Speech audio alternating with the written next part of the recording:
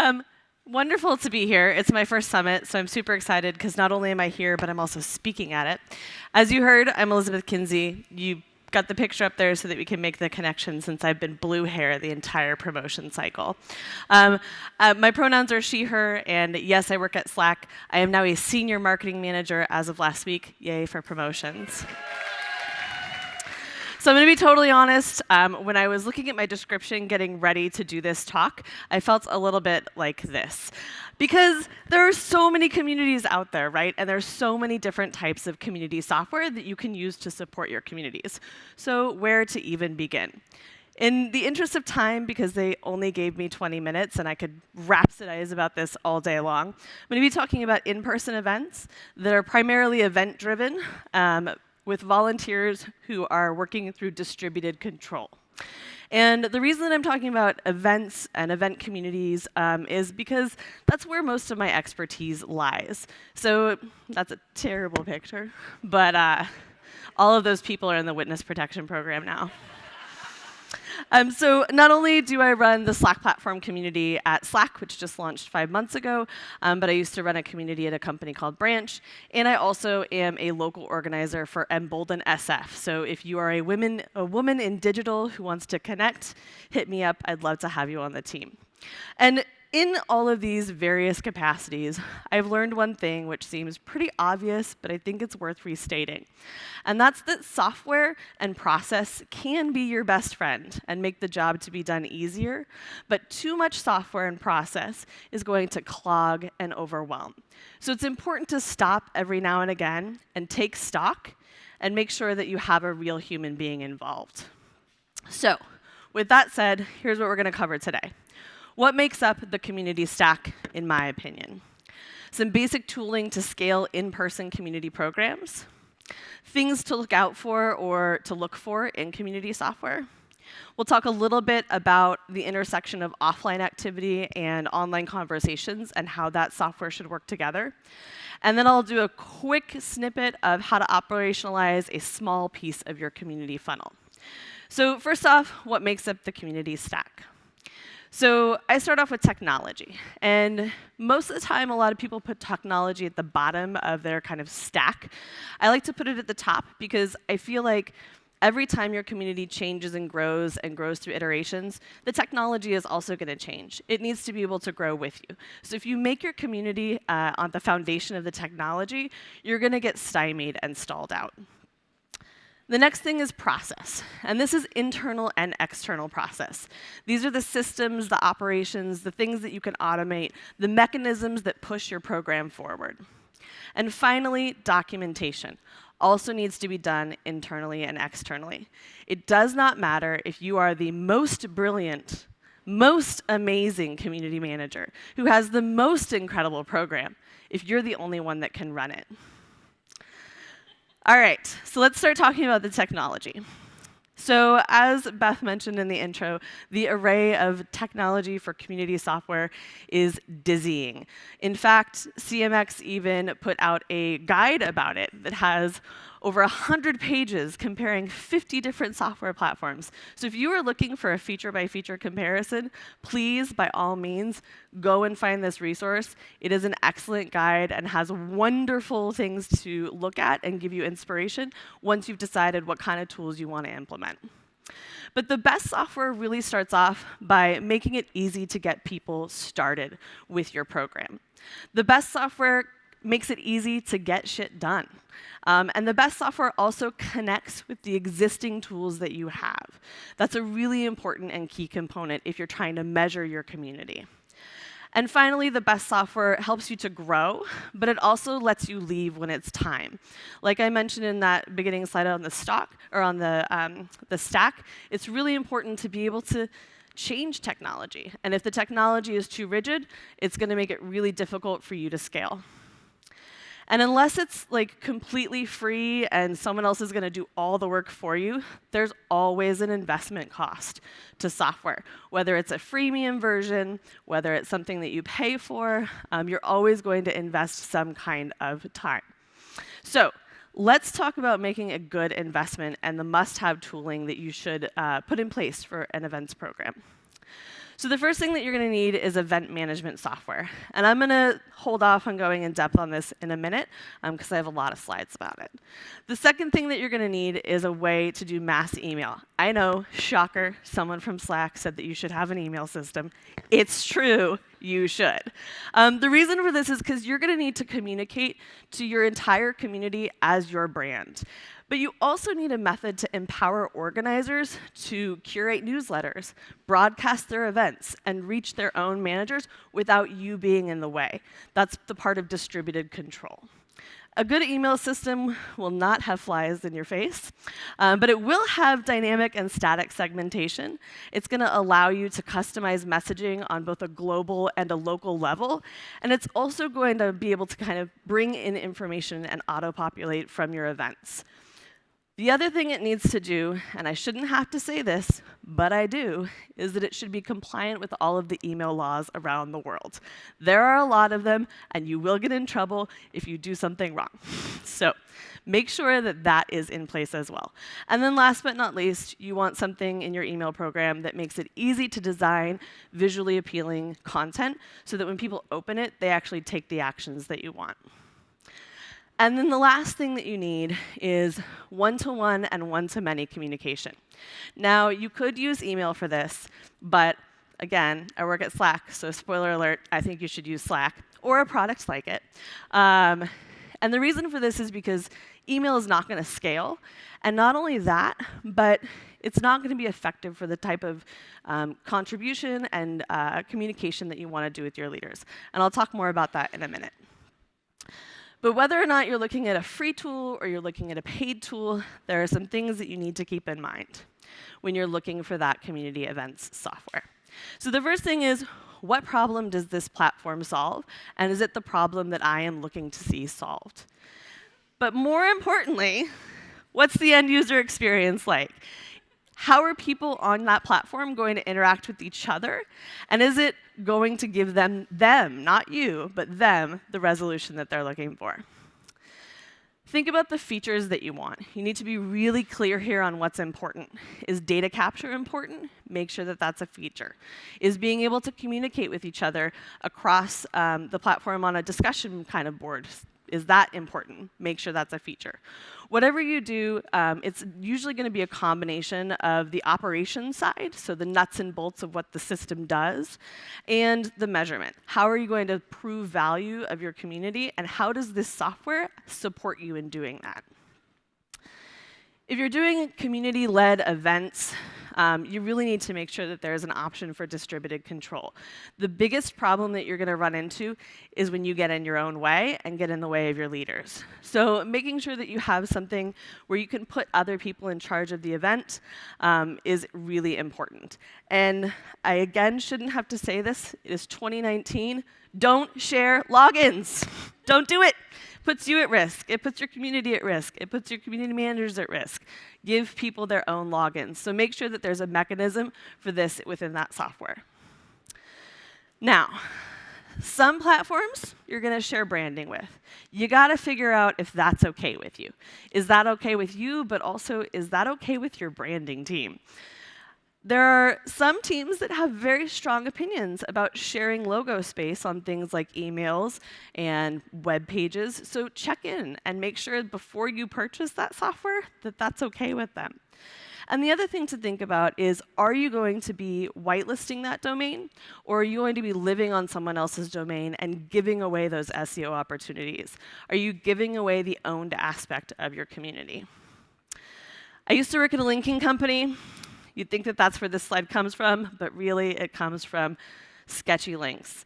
Let me ask you, how many of you have clicked on a sketchy link? All right, then your IT teams are failing. You need to make sure that your links show up properly. It's really important because people get more and more context out of links the more that the internet and digital context develops. So make sure that the unfurl shows the image that you want and not something from 6 events ago. Make sure that when you put UTM parameters, which you should always be putting on your links, that they're not stripped out when they get back to that system.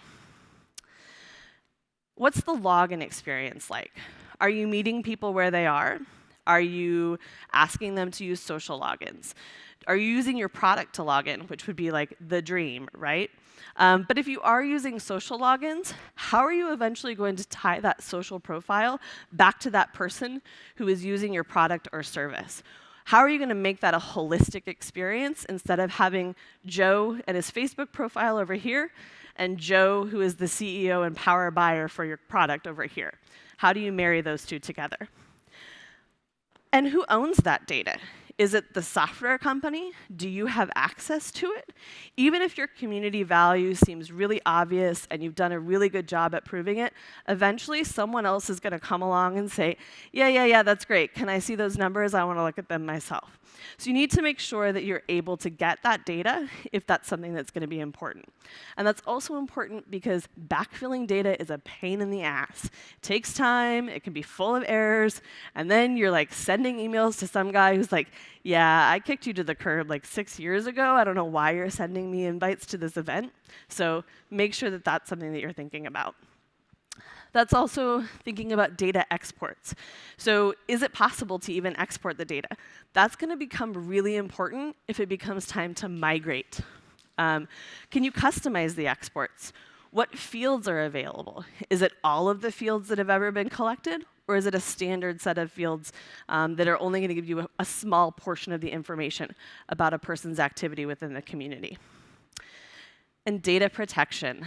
Is this software actually keeping your users' data secure? In the world of GDPR, California's data law that's coming up, a variety of other data laws around the world, this is actually a really important consideration for you to make. Not only is your data protected, but is it easy for your user to request that data to be removed? Take a moment, stop, do a survey. Talk to your marketing, your business operations, your sales operations team. Find out what are the tools that we're already using. How is this tool that I want to use for community going to plug into that? Where can I leverage the things that you're already doing as a data analyst or through marketing operations for my community? Those conversations can be super valuable. And speaking of integrations, are there APIs? Are there integrations and plugins? Are you able to connect systems together? If there are APIs or if there are integrations, how technical do you need to be to use them? Am I going to need to go hunt down Alex 4 desks over to make a webhook for me? Or is there going to be someone on that team with the software that I'm purchasing that's going to be able to support me through that? Speaking of support, how much does it take to get the software up and running? More importantly, how much support is there after you've got it going? What are the methods of being able to contact the team that you've just spent a bunch of money for or invested a bunch of time in? And what's the documentation look like? Check out their help center. You would be surprised at how many software systems are like, oh, coming soon. Great, I am stuck now. So your coming soon is really only just not going to help me out. And then finally, with support and feedback, is there a mechanism for you to provide feedback about the product? At Slack, you can actually use a slash command within any channel that you're in. Type /feedback and send us what you think. That makes it super easy. Not everybody makes it that easy, but you should be able to provide feedback. And how visible is their product roadmap? Can you see what's coming down the line based on the feedback that they're getting? OK, that's enough about the technology part and what you should look through there. Let's talk a little bit about process. Now, again, I could wax poetic all day long about process. I'm a very process-oriented person. But I'm going to talk about just a little snippet of your kind of funnel for chapter leaders and the process that you need, some key things that you need to add in there. So the first thing that you need is a form to collect questions. I've seen some communities who just have a website and they have an address for an email and say, send us a message. Let us know why you want to run events for us. I may belong to one of those communities. The problem with this is that you're not collecting standardized information, so you're not going to be able to scale easily. You're not going to be able to, after 5, 6, 10 applications, spot what are the key things that someone is replying with that I know after experience will probably make them a good fit for this. If you're asking someone to write you an email, it may be a 10-minute, paragraph exposition of their life, or it may be like one that I saw that came in that was just like, because I like your product. Well, that's good, but what will that do for a community? Like, great. The other thing is once those inbound applications come in, you need a way to respond to them. This can be something as simple and systematized as having a Google Doc with responses that are copy and paste, but you don't want to customize this stuff every single time. It makes it super hard. You'll end up spending your life dealing with applications. So another really clever way to do it is looking at canned responses in Gmail. It's one of their like coming soon lab features, but you can set up responses in almost every mail client. Those responses should include a calendar link. Do not, please, for the love of God, do not start an in-person events program where you are doing volunteer-led stuff without a calendar link, because you will spend your entire life trying to figure out time zones. And that's not fun. So make sure that you have a calendaring tool so that the onus is on the person applying to schedule time with you, not the other way around. If they're not willing to do that, you probably don't want them organizing events for you. You're going to need a way to manage that funnel. So there's going to be all different stages of where people are within this process as you get them going on their first event. I personally use Trello. I think it's a really fantastic way to keep track of where people are in the process. And I'll show you at the end a little bit of an integration that I put together with Trello. But you can use a Google spreadsheet. Might get a little hard to look at after a while, but you can use a Google spreadsheet.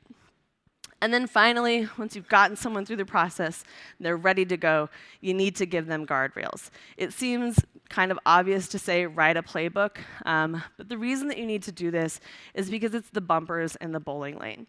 It can really help scale that community. It ensures that you're going to have consistency and quality on the things that you care about, that your brand doesn't get compromised, or at least if it does, you got something to point back to. But it also outlines what you expect from the people leading your event, and it gives them official guidance on how to execute against those expectations. And then you need something to be able to collaborate with. I bet you guys can figure out what I think you should use. But the reason that you want to do this is because email is going to get really complicated, like I mentioned before.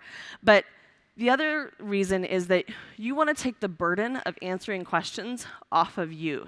As your program scales and grows, you're going to have people that are just coming on, and they're going to have the same question that somebody else had 6 months ago. You want leaders to be able to answer the questions for you and engage with each other. And if you're doing it all through email, there's really no way for you to be able to do that in a scalable way that's searchable and discoverable. The last thing that you need to do within your process is establish a way to communicate your wins. And I cannot underestimate the importance of this. We all know that a lot of times community seems fluffy. I think I heard someone call it squishy earlier. If you're regularly communicating your value and what's happening in your community, it's harder for other people to forget how valuable it is. So I, every other Wednesday, put together a newsletter. I post it in a Slack channel. I use a tool called Block Kit Builder, which you can find at Slack. Make your messages super pretty and fancy.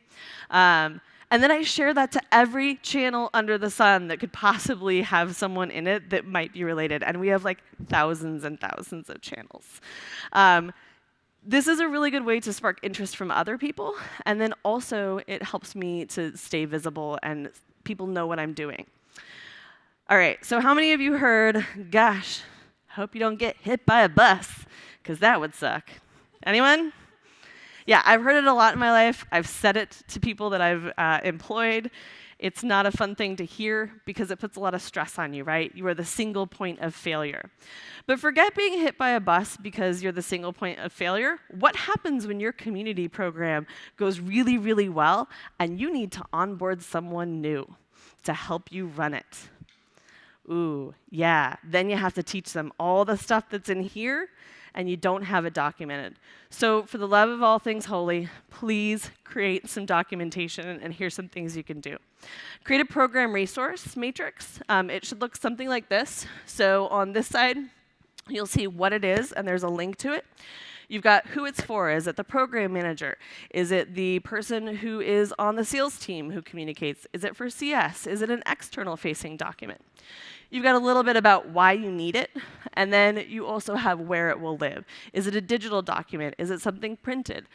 Is it something that's in Slack? Is it on Google Drive? And then finally, who owns this document? Who is going to update it? And then document the heck out of your process, man. Everything you do down to the nitty-gritty. And one other reason you want to do this, not just because it makes it so other people can run your program if you did get hit by a bus, God forbid, but it also is a way for you to go back and say, hey, boss, look at all this shit I do. Yeah? Give me a promotion. But it's a really good way to have a record of the things that it takes to get someone from point A to point B in your community. Make a technical architecture map with system owners. This can be super, super simple. I did this in Google Slides in like 5 minutes, and most of that was searching for other people's logos. So have kind of how the systems connect together, who the person responsible is for that system when it fails, because invariably, systems fail. So put down, who am I going to go to when this stops working to get them to help me get it working again. Make a one-pager, an FAQ. The key here is to make sure that it's discoverable. I use a tool called Guru, which is really amazing. You may have a different knowledge base at your company, but it could be a Google Doc. It doesn't have to get super fancy. It just has to be able to be found. All right, we're almost through. It's a lot of information so far, but I promise we're almost done. All right, so when we think about offline and online, it's often how we segment community out, right? I think that that's not the right approach. In my opinion, offline and online are two different channels for the same community. So you need to make sure that when people are moving between those channels in a digital space, that they are consistent. Consistency is going to make it feel like a whole community instead of I'm part of this over there, you're part of that over there. I'm losing pins, it's fine. So make sure it's consistent. So one thing that you can do is to use subdomains. So on one main domain, use a subdomain. Make sure that the content is similar when it's shared. And then widgets are going to be your friend. So make sure that you can show up in both places. So maybe on your forum, you have a calendar of events for trending for your events that are coming up. And then on your event site, you have trending topics. Now you're ready to operationalize. You've got everything in a row. You know what you're doing. You've looked at your system. You should look at low-code and no-code tools like Workato or Zapier or Ifit, or maybe you know how to code and you can connect work together on your own. But I promise it's pretty simple. A lot of these tools are really easy to use. Here's a quick example where I track chapter leader applications with Trello using Zapier. So I want to end up with something like this, where I have this really beautiful card that tells me all of the details at a glance. And so the first thing that you're going to do is create your Google form. The next thing you're going to do is set up your Trello board. Doesn't have to be perfect. You're just really trying to get the card looking good. Set up a sample card. You're going to need to know a little bit of markup on this. If you don't know markup, no worries. It's super easy. There's like a billion glossaries on the internet. Use that Google function, and set up how you want it to look. And then you're going to connect it together. Their docs are super easy to follow. It's drag and drop. You can test everything out, make sure it looks the way that you want, and then end up with something that pretty. And then it makes it really easy and standardized to look, and you can move those applications from list to list in Trello as people move through the funnel. And then bonus, you can actually connect Trello and Slack. And so if there's little things that you need to do, you can actually do them directly in Slack and not have to worry about it. If you're building on or using Slack, I can't lose the opportunity. We're only 5 months old. Join us at slackcommunity.com. Otherwise, thank you very much. This is really fun to talk about. Find me on Twitter.